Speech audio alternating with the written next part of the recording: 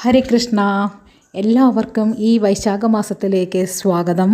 ഈ വൈശാഖ മാസത്തിൽ ഭഗവാൻ ഇഷ്ടപ്പെട്ട 3 മാസങ്ങളിൽ ഒരു മാസമാണ് വൈശാഖ മാസം.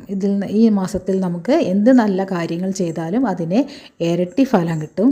ഭഗവാൻ ഭഗവത്ഗീതയിൽ പറയുന്നുണ്ട്, നീ ഫലം കിട്ടുമെന്നും ഓർത്തിട്ട് കർമ്മം ചെയ്യരുത്.